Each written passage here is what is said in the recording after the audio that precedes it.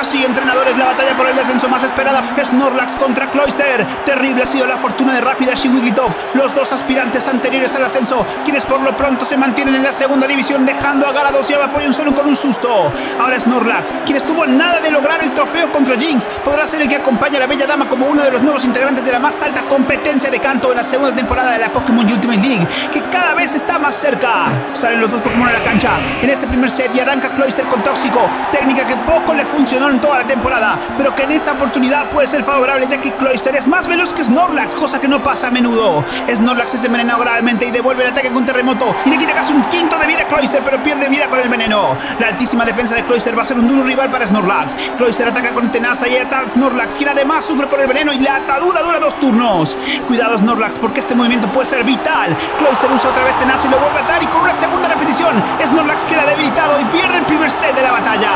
Segundo set, y esta puede ser la despedida de Snorlax. Comienza Cloyster atacando con Tóxico y esta vez falla, y puede ser la oportunidad de Snorlax, quien ahora ataca con golpe cuerpo intentando paralizar a la almeja, y no lo logra porque el golpe es crítico y casi pierde la mitad de la vida. Cloyster ahora sí consigue asestar Tóxico y envenenar a Snorlax, pero ese golpe crítico lo dejó con una clara desventaja. Snorlax ataca con golpe cuerpo y ahora sí consigue paralizarlo, y a pesar de que el veneno le hace daño, Snorlax ataca con un poderosísimo hiperrayo que elimina por completo a Cloyster y deja esta batalla 1-1, señores. Esta es la hora de la verdad. Cloyster ataca con Tóxico y sí envenena a Snorlax, y ojo, que así empezó la victoria de Cloyster. Snorlax aprendió de sus errores y utiliza golpe cuerpo y paraliza a Cloyster, y esto pone las cosas ahora sí parejas. Snorlax repite golpe cuerpo y la vida de Cloyster llega a la mitad, pero si acierta su tenaza esto puede ser complicado para el gigantón. Cloyster ataca con tenaza pero falla.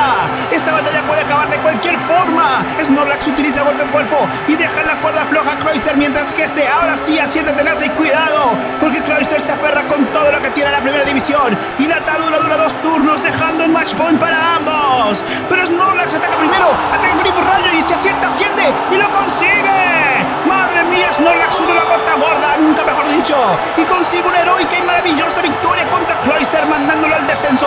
Y Snorlax junto con Jinx son los nuevos integrantes de la primera división de la Pokémon Ultimate League.